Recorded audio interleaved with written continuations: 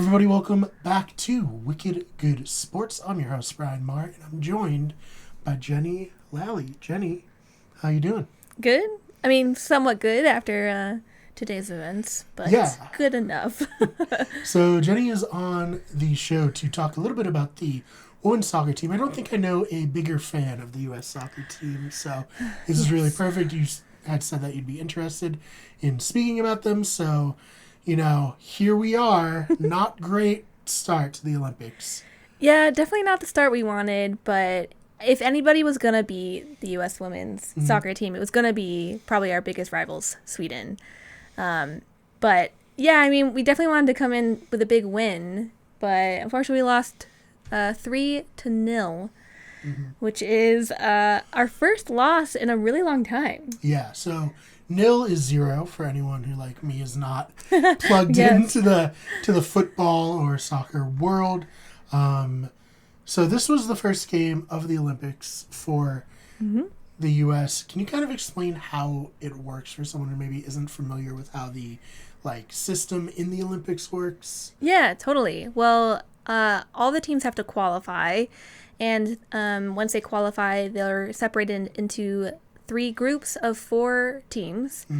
And right now, we are playing to make it to the quarterfinals. So the top 2 teams of each group, based off of how many points they get, so 3 points if they win, 1 point if they tie, and then 0 points, of course, if they lose each of their games. The top 2 teams from each group will make it on to the quarterfinals. And then I believe it's the top 2 teams from each group, across all of the groups, the third place teams who have the most points will also make it. And then from then on out, it's if you lose a game, you're out. Just So, a tournament style. Yep. Down to the end. Quarterfinals and last 2 teams, and then the finals. So hopefully we make it all the way, but a rough start for us, that's for sure. Yeah, so obviously all the teams that are in here right now, they already have played and qualified for the Olympics, so that's already like a step just to get here. Yes. Some teams don't make it. The men's team didn't make in the men's bracket, men's for team. instance. Yikes. So who's in the U.S.'s group? Yeah, so we're in Group G, Okay. and it's ourselves, Sweden, of course, New Zealand, and Australia. So Okay. a pretty challenging group, honestly. Our next game will be against New Zealand, Okay. who we're expected to beat.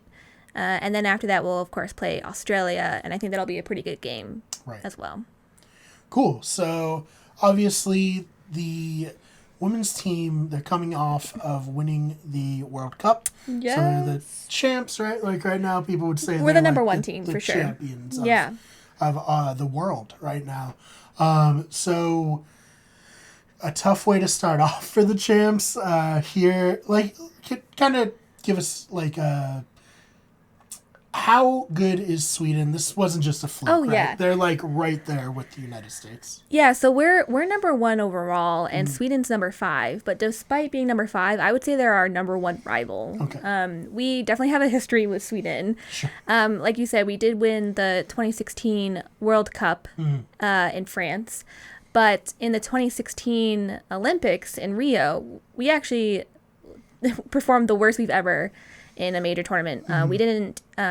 We lost in the quarterfinals to Sweden after penalty kicks. So there was definitely a little bit of redemption needed from the U.S. team coming back. We've waited a very long time, 5 years, to kind of have our moment to take back a win against this team. And not only that, even in major games like the Olympics, even in just like friendlies and other tournaments. So the U.S. team has been unstoppable. We haven't lost games since January of 2019. Obviously, long. Yes. Today. Well, no, actually, until April. Oh, okay. April, we played against Sweden and tied 1-1. So that was kind of like a hint to how challenging the team this was going to be when we got to the Olympics. This is a team that kind of destroyed our winning streak with a tie, and then really destroyed it today with the 3-0 loss, ending our 44 match win streak that we've had since that tie. So they're definitely our biggest rivals for sure. I think everybody coming into this game definitely favored U.S. or rather wanted the U.S. to win. But if any team was going to beat the U.S., it was certainly going to be Sweden. Sure. And they came out stomping. It was a rough experience to watch in a lot of ways. So I guess going forward, how do you expect them to compare to the other teams in their group? Like, would you expect them to win the next two and potentially qualify for the actual tournament stage, or what are you thinking? Yeah, definitely. So we're playing New Zealand on Saturday, July 24th at 7:30 Eastern time. Yep. And we're definitely expected. I mean, I would expect us to win against New Zealand. I mean, despite the fact that U.S. is number one overall, and we should expect them to win most of their games. New Zealand actually has had it quite rough with their team just because of the pandemic and New Zealand having higher restrictions overall. The team just hasn't had a lot of opportunities to play.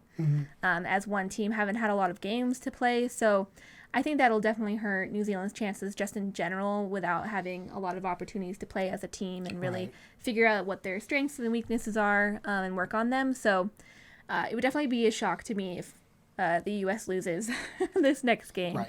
And then with Australia's a really great team as well. But even then, I think, especially after today's loss, which a lot of people are calling kind of a wake-up call to the U.S. Sure. Although I don't think it was a surprise at all by any means. Like I said, if anybody was going to beat us, it was Sweden. Okay, yeah, that's fair. But, if we're going to lose one, it's kind of nice at the beginning, right? Because it's kind of telling us, all right, we need to pivot, we need to make some changes. So I definitely expect to see U.S. dominate, if they made the right changes, dominate their next two games. And I do expect them to continue on into the quarterfinals. Makes sense. So I guess kind of taking you back, what did you see today that kind of led to them, I saw someone refer to it as getting thrashed on the broadcast. Getting their cheeks clapped as getting the cheeks clapped. What happened here today? I think it's a lot of different things. Like I said, Sweden has been one of our biggest rivals. But I will say, too, in general, the U.S. team just doesn't get a lot of opportunity to play some of the higher-ranked teams. I think we've only played, 3 times of the 5, top 6 teams. So that's, the U.S., of course, number 1, Germany number 2, France number 3, Netherlands, Sweden number 5, and then England. We've only played, 3 of those teams since the World Cup in 2019. Right. One of them was Sweden, who we tied with. And so I think that's part of it. We don't get a lot of major competition that really puts a lot of pressure on our team, really identify who's playing well under pressure. And then also, too, we've had some injuries.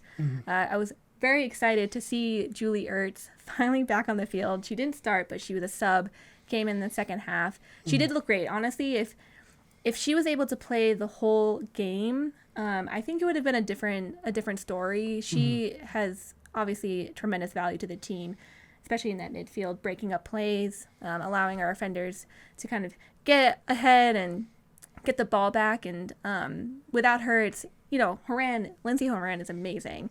But they just play very different games. And so it was nice to see both Horan and Julie Ertz on the field at the same time. And I definitely think around that time we started to kind of find our feet there for a bit, but obviously not a lot enough to come back from 3-0.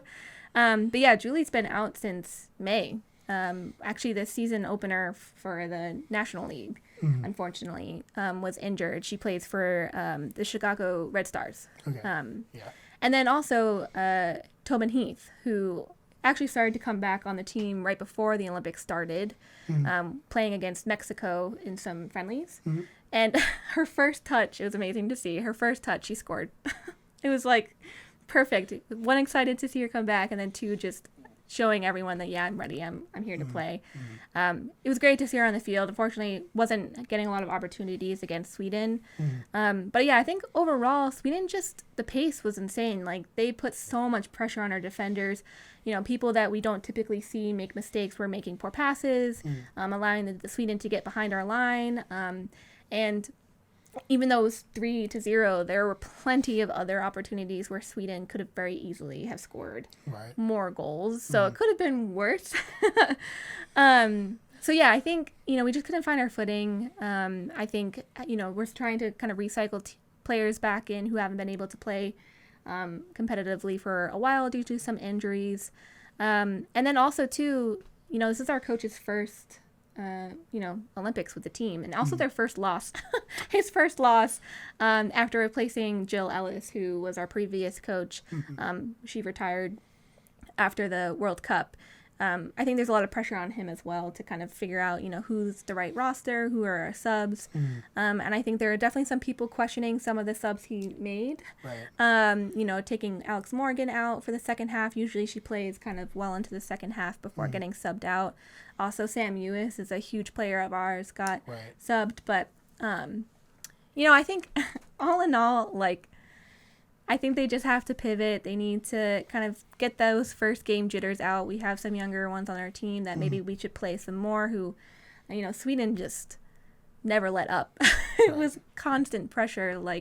Sometimes, we can kind of come back in the second half when the other team gets tired because our endurance is typically, amazing. But Sweden's just running circles constantly. And I think our players were getting tired. So I think there's a lot of things at play. I wouldn't say it was necessarily the worst game I've ever seen the U.S. team play, but we definitely seemed really just slow, heavy feet, just never really could find our rhythm. So whatever the magic, needs to be done to fix that, I'm sure they'll be talking about it, watching all the replays, figuring out what they got to do. And certainly, hopefully, if we get another rematch with Sweden, it'll be a lot closer. Yeah. I mean, like you said, better to have it happen now. Yes. Than, yes, when a loss doesn't kick you out right away. So we'll see. We'll see if they can improve. Is there anything else you want to touch on before we get on out of here? No, I mean, I'll just say, if there's U.S., fans out there who are freaking out, I would just say don't. Okay, yeah. Chill out, relax. We're going to be just fine. Okay. We've won the most Olympics out of any nation. We, I'll also say actually too, in 2008 Olympics, we won that Olympics, but we lost the first game 2-0 against Norway. Right. So it's not like we can't come back from this. Sure. I think this is a great opportunity for the team to kind of just rethink things, get their heads on straight, get those jitters out. But by no means am I worried at all. I think we're going to come back swinging hard, and we're going to show everybody, especially in this next game against New Zealand, that we're still a force to be reckoned with. Right. I still expect them to make it to the finals and hopefully win. But certainly Sweden will be a huge challenger throughout the Olympics. Yeah, once they get to hopefully the next stage. Yeah, and I hate to say this, but Sweden is technically my number 2 favorite team. Right. So as much as I hate to see the U.S. team lose, at least it's to Sweden. So go Sweden, but also mostly go U.S. Oh, man. All right. Well, thank you so much. Look forward to, of course, talking all about the World Cup. Not just the U.S. team. If the U.S. team loses, we'll keep talking about totally. The Olympics and what happens. But, of course, pulling for the U.S. team.